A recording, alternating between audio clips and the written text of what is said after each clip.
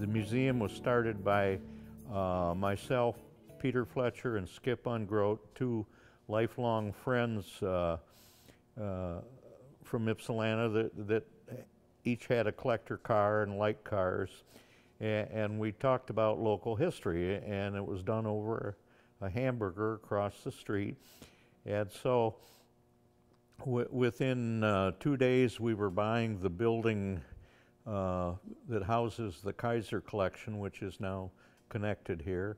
And we opened on August 1st, 1995, with one Corvair, several Hudsons, a Avanti 2 with a hydromatic transmission made here in Ypsilanti, a Rolls Royce with a hydromatic transmission made here in Ypsilanti, and from then the collection just blossomed. Within 30 days, we'd acquired a Chevy 2 made here in Ypsilanti, Willow Run Assembly, the Corvair plant. And by the way, there was a 1,397,698 Corvairs made here in Ypsilanti.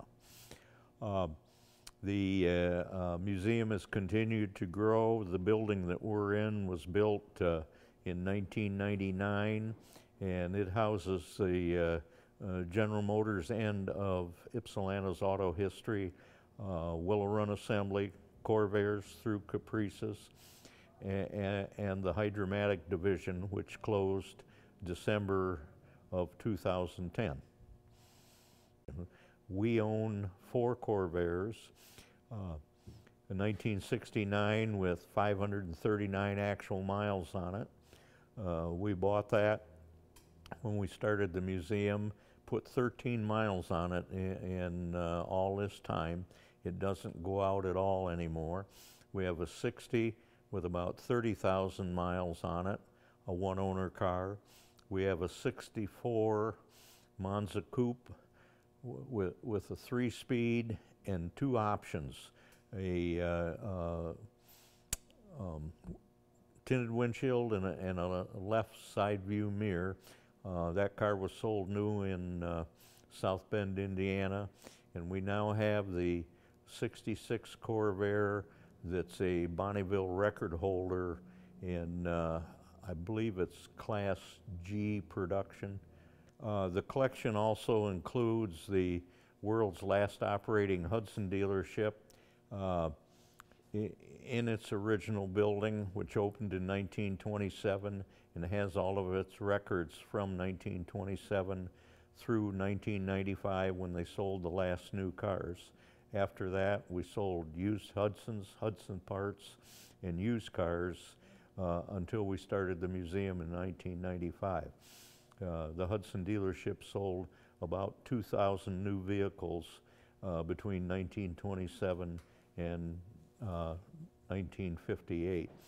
We also have a large collection of Kaiser and Fraser cars that were made here in the Willow Run plant, which later became Hydromatic. Willow Run was built to mass produce the B-24 bomber. Kaiser bought it at the end of the war, and Kaiser built about 700,000 cars here up through 1953, when basically they went out of business, merged with Willys, built a few more cars in Toledo, and titled them as 1954s. The Ypsi was also home to Preston Tucker. We have the movie prop from the Tucker movie, A Man in His Dream, and a large display of Tucker memorabilia. When the Hydromatic division, or GM Powertrain, closed last year, December 2010, most all of the displays in the plant were given to us by plant management.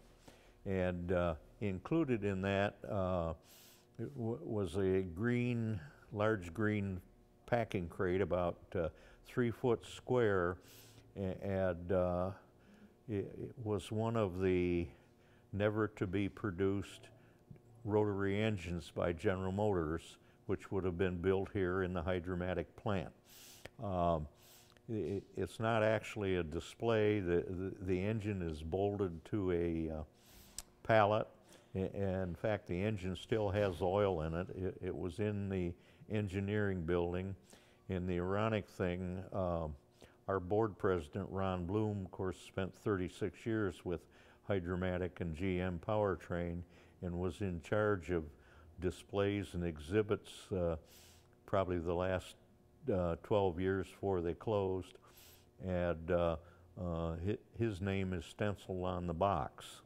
But that's a $50 million, if you want to call it, mistake by General Motors. The engine wouldn't meet emission standards, and it had heating problems which they couldn't overcome, so they never produced a one here.